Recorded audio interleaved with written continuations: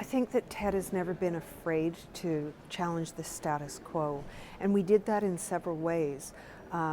We built our own theatre in Vancouver because we couldn't find a destination that had the right set of ingredients together, although Vancouver has a fabulous facility and we love our home there.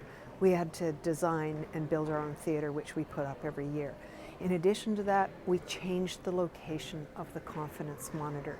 Rather than having confidence monitors on the stage deck or in front of you, where a speaker is always forced to look at their feet to refer to their notes, we moved it out into the audience in front of them so that their eyes can capture their notes easily and no one ever really knows that they're looking at them, which is really good for all the online talks.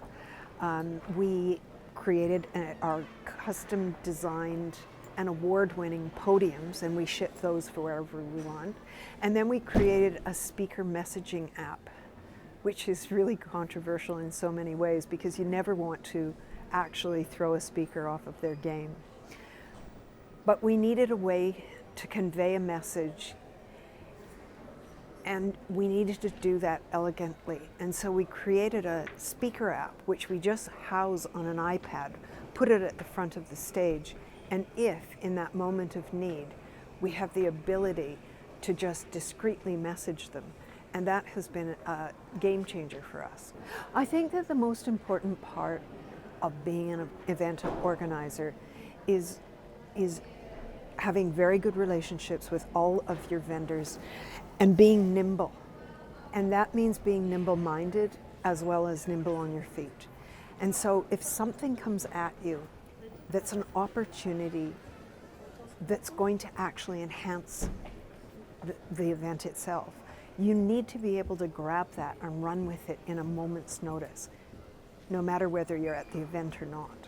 And so I think that we've done that in spades at TED, and anything from late-breaking news stories and picking up a new speaker a few days out and adding them to the roster, flying in mystery guests, being presented an opportunity by an attendee at the conference and responding to that and making room for it and making it really fly.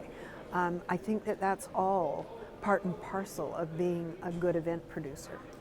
Well, I think the biggest threat to the industry right now is climate crisis. It's the worldwide threat, and it's certainly a threat to our industry. And there are any number of impacts that I could list that are potential to change our industry. But we have an opportunity in front of us because the event industry has always had a conscience. And we're leading in many areas, including sustainability, environment, diversity, human trafficking, and mental health wellness.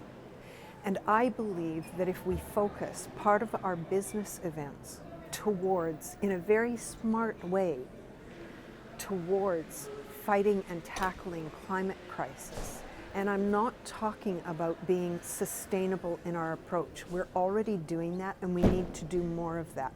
I'm talking about strategic communication with attendees. I'm talking about content that may be relatable to climate change.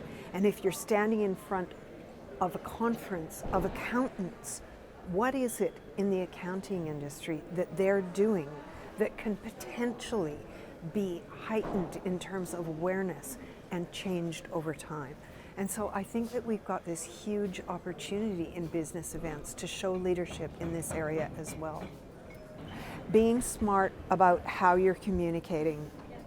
As an event producer, you get to choose locations. You can choose locations that are closer to your attendees.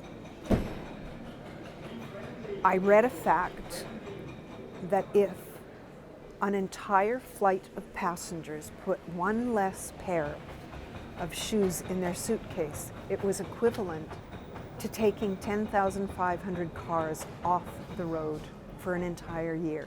And we can soft pedal that message to our attendees through our event communications and get them thinking about it. But the knowledge has to start with us here, and we have to work as an industry to communicate that. But there is nothing I would like better than to see our industry lead against this issue.